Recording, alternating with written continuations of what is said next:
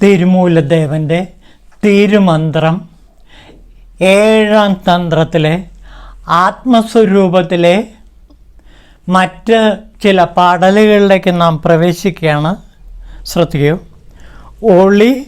ഒലികളാകും ബിന്ദുനാദം ശിവസ്വരൂപം, ഒളിയാണ് പീഠം, നാദം ലിംഗവുമായിരിക്കും. ഈ രണ്ടിനെയും എന്നും ആധാരമാക്കി 5 രൂപത്തിൽ വൃത്തിപ്പെട്ട് ദൈവങ്ങൾ 5ആയി. അപ്പോൾ 5 ദൈവങ്ങളായി രൂപപ്പെട്ടത് ഈ ബിന്ദുനാദ പീഠങ്ങളിലെ ലിംഗമാണ്. നോക്കൂ. ഒളി പ്രകാശം, ഒലി ശബ്ദം. പ്രകാശം ബിന്ദു രൂപത്തിലും അതേസമയം നാദം ഒലി രൂപത്തിലും ശിവസ്വരൂപമായി തീർന്നിരിക്കുന്നു. അപ്പോൾ ശിവസ്വരൂപം വ്യക്തമാകുമ്പോൾ സാധകനിൽ എന്തു തെളിയുന്നു? ഒലി ഇവ രണ്ടും തെളിഞ്ഞ് പ്രകാശിക്കുന്നു. സാധനാവേളയിൽ സാധകൻ വളരെയേറെ പുരോഗമിക്കുമ്പോൾ അയാൾക്ക് ഒളി കാണാൻ കഴിയുന്നു, പ്രകാശം കാണാൻ കഴിയുന്നു. പിന്നെ അതേപോലെ ശബ്ദം, നാദം കേൾക്കാൻ കഴിയുന്നു. അപ്പോൾ സാധകന്മാർ ഒരു സ്റ്റേജിലെത്തിക്കഴിഞ്ഞാൽ ഒലിയും അവർക്ക് ദൃശ്യമാക്കും.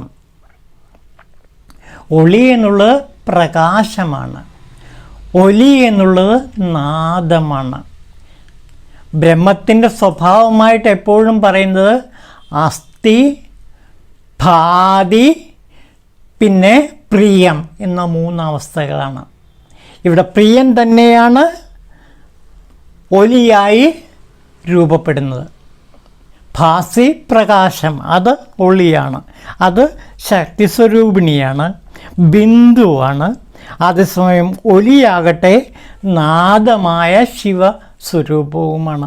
അങ്ങനെ ശക്തി ശിവ രൂപങ്ങൾ ഒരു സാധകന് ദർശിക്കാൻ കഴിയുന്നു. ഒളി രൂപത്തിലും ഒലി രൂപത്തിലും. അത് ശിവസ്വരൂപത്തിൻ്റെ 2 ഭാവങ്ങളാണ്. അപ്പോൾ ഒളി പ്രകാശം ദർശിക്കാൻ കഴിയുന്നു, അതേപോലെ നാദം ദർശിക്കാൻ കഴിയുന്നു. ഈ രണ്ടിനെയും എന്നും ആധാരമാക്കി 5 രൂപത്തിൽ വൃത്തിപ്പെട്ട് ഈ 2 രൂപങ്ങളെയും ആധാരമാക്കിയിട്ടാണ് 5 ദൈവങ്ങൾ 5ആയി ഇവിടെ കാണപ്പെടുന്നത്. അതായത് ബ്രഹ്മാവ്, ആ 5 ദൈവങ്ങൾ ആരൊക്കെയാന്ന് നോക്കൂ.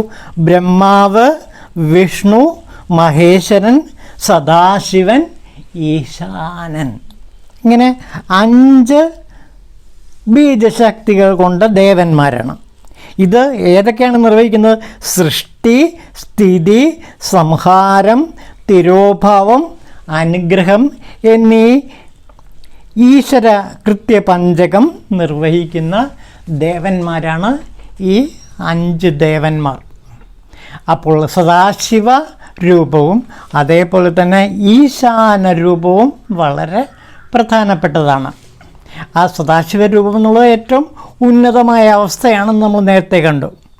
ഈ രണ്ടിനെയും എന്നും ആധാരമാക്കിയാണ് രൂപത്തിൽ വൃത്തിപ്പെട്ട് ദൈവങ്ങൾ 5 ഉണ്ടാകുന്നത്. അപ്പോൾ ബ്രഹ്മാവ്, വിഷ്ണു, മഹേശ്വരൻ, അതേപോലെ സദാശിവൻ, ഈശാനൻ എന്നീ 5 ദൈവങ്ങൾ 5 കർമ്മങ്ങൾ അനുഷ്ഠിക്കുന്നു. സൃഷ്ടി, സ്ഥിതി, സംഹാരം, തിരോഭാവം, അനുഗ്രഹം എന്നീ 5 അവസ്ഥകളെയാണ് ഇവർ പ്രതിനിധാനം ചെയ്യുന്നത്. നമുക്കതൊന്നുകൂടെ നോക്കാം. ഒലികളാകും ബിന്ദുനാദം ശിവസ്വരൂപം, ഒളിയാണ് പീഠം, നാദം ലിംഗവുമായിരിക്കും. അപ്പോൾ ശിവലിംഗത്തിൻ്റെ രൂപമാണ് ഇവിടെ പറയുന്നത്. ശിവലിംഗത്തിലെ ഒളിയാണ് പീഠം, ആ ബേസ്. നാദം എന്നുള്ളത് ലിംഗമാണ്. അപ്പോൾ ശക്തി ശിവ സ്വരൂപം, ഈ രണ്ടിനെയും ആധാരമാക്കിയാണ് 5 തരത്തിലുള്ള ദൈവങ്ങൾ ഉണ്ടാകുന്നത്. ബ്രഹ്മ വിഷ്ണു മഹേശ്വരന്മാരും സദാശിവനും ഈശാനനും ഈ ശിവലിംഗ രൂപത്തിൽ നിന്നാണ് ഉത്ഭൂതമാകുന്നത് എന്നാണ് തിരുമൂലദേവൻ ഇവിടെ പറയുന്നത്. ഇത് കുറച്ചുകൂടി വ്യക്തമാക്കുന്ന ഒരു ഉപനിഷത്തുണ്ട്. നമുക്ക് അടുത്ത ശ്ലോകം കൂടെ നോക്കിയിട്ട് ആ ഉപനിഷത്തിലേക്ക് കടക്കാം. മായയിൽ തോന്നും ബിന്ദു ആധാരമായി നിൽക്കും, മായയിൽ തോന്നും നാദം ആധാരമായിരിക്കും. ബിന്ദുപീഠത്തിൽ നാദശിവലിംഗം ചേർന്നിരുന്നിട്ട് ഒന്നായി വിടർന്നു നിന്നിടുന്നു പ്രപഞ്ചമായി. ഈ പ്രപഞ്ചം മുഴുവനും നാദബിന്ദുക്കളിൽ നിന്നാണ് രൂപം കൊള്ളുന്നത്. ഇതാ നോക്കൂ, മായയിൽ തോന്നും ബിന്ദു ആധാരമായി നിൽക്കും. ബിന്ദു ആധാരമായ മായയിൽ നിന്നാണ് ഈ പ്രപഞ്ചമുണ്ടാകുന്നത്. മായയിൽ തോന്നുന്ന നാദ ആധേയമായിരിക്കും. ആധാരം ബിന്ദുവാണ്, ആധേയം നാദമാണ്. അങ്ങനെ ബിന്ദുപീഠത്തിൽ നാദശിവലിംഗം ചേർന്നിരിക്കുന്നു. അങ്ങനെ ബിന്ദുവിൻ്റെ പീഠത്തിൽ നാദശിവലിംഗം ചേർന്നിരിക്കുന്നു. ബിന്ദുവാകുന്ന ആ പീഠത്തിൽ നാദവും ശിവലിംഗവും ഒന്നായി ചേർന്ന് ഈ പ്രപഞ്ചത്തെ സൃഷ്ടിക്കപ്പെടുന്നു. അപ്പോൾ പ്രപഞ്ചം സൃഷ്ടിക്കപ്പെടുന്നത് നാദ ബിന്ദുക്കളിൽ നിന്നാണ്. ബിന്ദുപീഠത്തിൽ നിന്ന് നാദശിവലിംഗം ചേർന്നിരിക്കുന്നു. അതിൽ നിന്ന് പ്രപഞ്ചമുൽപ്പന്നമായി. ഇതാണ് തിരുമൂലദേവൻ ഇവിടെ പറയുന്നത്. അപ്പോൾ ബിന്ദു ആധാരവും നാദം ആധേയവുമാണ്.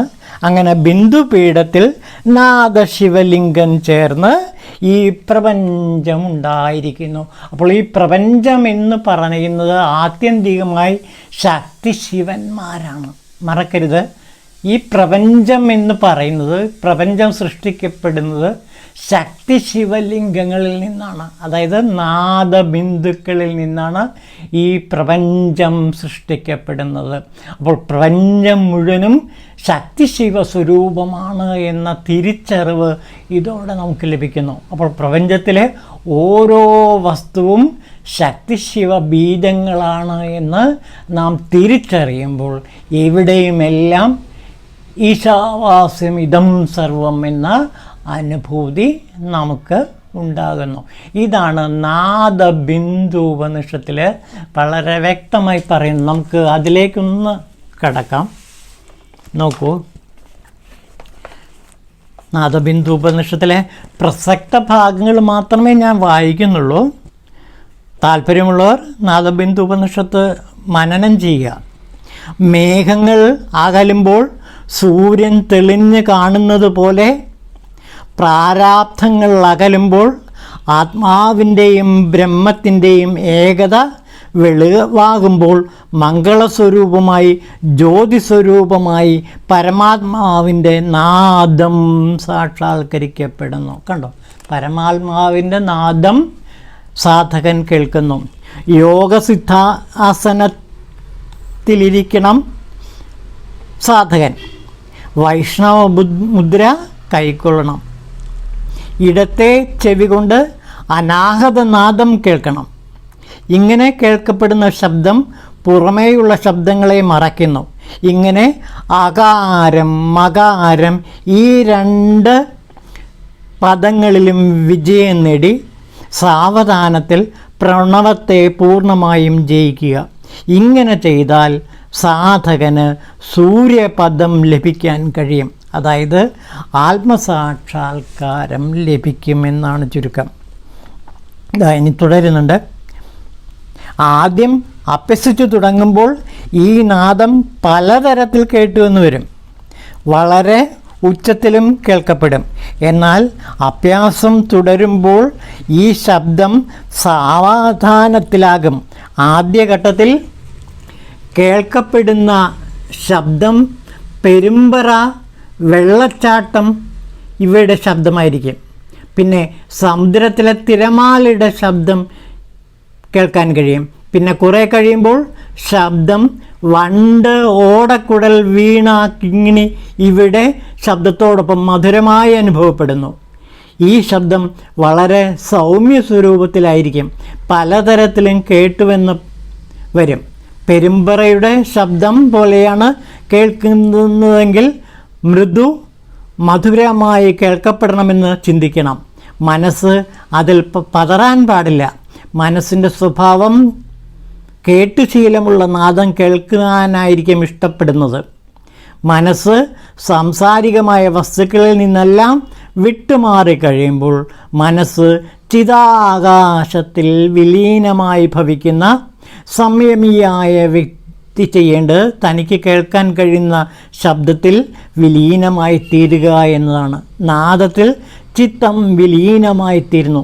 സകല ചിന്തകളും മാറ്റി നിർത്തി സകല ചേഷ്ടകളും അകറ്റി ഈ നാദത്തെ അനുസന്ധാനം ചെയ്യേണ്ടതാണ്.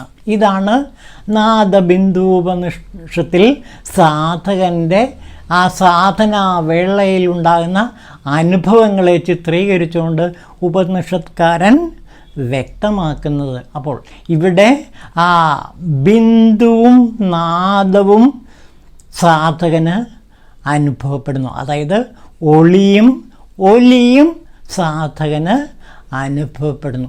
ഈ ഒലി ചേർന്നിട്ടാണ് ഈ പ്രപഞ്ചത്തെ സൃഷ്ടിക്കുന്നത് എന്ന കാര്യം മനസ്സിലാക്കുമ്പോൾ ഈശാവാസ്യം ഇദം സർവം എന്ന തത്വം ചിത്തത്തിൽ സാധകന് തെളിഞ്ഞു കിട്ടുകയും ചെയ്യും. ഇതാണ് തിരുമൂലർ തിരുമന്ത്രത്തിൽ ഈ ഭാഗത്ത് വിശദീകരിക്കുന്നത്. ഇനി അടുത്ത ശ്ലോകം കൂടെ നമുക്ക് നോക്കാം. ശക്തി സ്വരൂപമാകും ശിവലിംഗത്തിങ്കലുള്ള പീഠമേ പ്രാണൻ കണ്ടത്തിനെ ഒത്ത് ഈ പീഠത്തിൽ ഉള്ളത്ര ശിവജ്ഞാനം പീഠം ശിവസ്വരൂപം അങ്ങ് ശോഭിക്കും ജീവനും ജീവനായി പരമാത്മാ. അപ്പോൾ പരമാത്മാ സാക്ഷാത്കരിക്കപ്പെടുന്നു സാധകന്. ശക്തി സ്വരൂപമാകും ശിവലിംഗത്തിങ്കലുള്ള പീഠമേ പ്രാണൻ. കണ്ടോ, ശക്തി സ്വരൂപമാകുന്ന ശിവലിംഗത്തിൽ പീഠമാണ് പ്രാണൻ. അപ്പോൾ പ്രാണൻ സ്ഥിതി ചെയ്യുന്നത് മൂലാധാരത്തിലാണ്. പിന്നെ കണ്ടത്തിനൊത്തൊരു പീഠത്തിൽ ഉള്ളത്ര ശിവജ്ഞാനം, പിന്നെ അത് ഉയർന്ന് കണ്ടത്തിലും സഹസ്രാരത്തിലുമെല്ലാം എത്തിച്ചേരുന്നു. അങ്ങനെയുള്ള ശിവരൂപത്തെ അങ്ങ് ശോഭിക്കും ജീവനും ജീവനായി പരമാത്മാവ് ശോഭിക്കും. ഇവിടെ നമുക്ക് പ്രധാനമായിട്ടും ഇതിൻ്റെ അർത്ഥതലങ്ങളിലേക്ക് കടക്കാം. ഇതാ നോക്കൂ, ബിന്ദുവും നാദവും ഒന്നായി ചേരുമ്പോൾ ലിംഗശക്തി ഉത്ഭവമാകുന്നു. നാദത്തിന് കാരണമായ പീഠശക്തിയായി നിലകൊള്ളുന്നു ആത്മലിംഗം. ആകയാൽ ബിന്ദു, നാദം എന്നീ രണ്ട് ആധാരശക്തികൾ കൊണ്ട ആത്മലിംഗം തന്നെയാണ് ബ്രഹ്മവിഷ്ണു മഹേശ്വര സദാശിവ ഈശാനന്മാരായി സൃഷ്ടിസ്ഥിതി സംഹാര തിരോഭവ അനുഗ്രഹങ്ങൾ നടത്തുന്നത്. പിന്നെ ജീവനിൽ അടങ്ങിയ ശക്തിയുടെ ആസ്ഥാന പീഠമാണ് പരിശുദ്ധാത്മാവ്. അതിലടങ്ങിയ നല്ല വിദ്യാതത്വമായി ജീവൻ്റെ കണ്ഠശക്തി നിലനിൽക്കുന്നു. ജീവശരീരത്തിലെ ലിംഗശക്തി ശിവൻ്റെ ആത്മാവിൻ്റെ തത്വശക്തിയാണ്. ഈ വക ശക്തികൾ നിറഞ്ഞ ആത്മാവ് യഥാർത്ഥത്തിൽ സദാശിവമൂർത്തിയാണ്. അതായത് ആത്മശക്തിയിൽ അടങ്ങിയ സദാശിവലിംഗത്തിൻ്റെ പീഠം അന്തരാത്മാവും കണ്ഠശക്തി മന്ത്രാത്മാവും ലിംഗശക്തി തത്വാത്മാവുമാണ് സാരം. ഇതാണ് തിരുമന്ത്രത്തിൽ തിരുമൂലദേവൻ ഇവിടെ പറയുന്നത്. നോക്കൂ, അത് ആത്മശക്തി അടങ്ങിയ സദാശിവലിംഗത്തിൻ്റെ പീഠം എന്താണ്? അന്തരാത്മാവും. ആ പീഠം അന്തരാത്മാവാണ്. കണ്ഠശക്തി മന്ത്ര ആത്മാവാണ്. പിന്നെ ലിംഗശക്തി തത്വാത്മാവ്. അപ്പോൾ അന്തരാത്മാവ്, പിന്നെ അതേപോലെ തന്നെ മന്ത്രാത്മാവ്, തത്വാത്മാവ്, ഇത് മൂന്നും സാധകനിൽ നിറഞ്ഞു വിലസുന്നു. ഇതാണ് സാധനാവേളയിൽ സാധകന് അനുഭവപ്പെടുന്ന ആത്മലിംഗത്തിൻ്റെ അനുഭൂതി എന്നാണ് തിരുമൂലദേവൻ ഈ മന്ത്രത്തിൽ വിശദമാക്കുന്നത്. അപ്പോൾ മന്ത്രശക്തിയും അതേപോലെ തന്നെ മറ്റെല്ലാ ശക്തികളും സാധകന് ലഭിക്കുന്നു എന്നാണ് പറയുന്നത്. കണ്ടോ, അന്തരാത്മാവിനെക്കുറിച്ചുള്ള ബോധം സാക്ഷാത്കരിക്കപ്പെടുന്നു, പിന്നെ മന്ത്രാത്മാവിനെ സാക്ഷാത്കരിക്കപ്പെടുന്നു, തത്വാത്മാവിനെ സാക്ഷാത്കരിക്കപ്പെടുന്നു. ഇതെല്ലാം സാധനാവേളയിൽ സംഭവിക്കുന്ന മഹാ അത്ഭുത സിദ്ധികളാണ്. ഇതൊക്കെ സാധന ചെയ്യുമ്പോൾ മാത്രമേ ഇതൊക്കെ ഒരു സാധകന് മനസ്സിലാക്കാൻ കഴിയൂ. ഇവിടെ നാം വായിച്ച അറിവ് നേടുകയാണെന്ന് മാത്രം.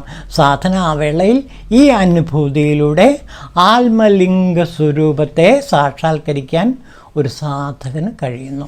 ഓം ശിവായ തിരുമൂലദേവായ നമഃ.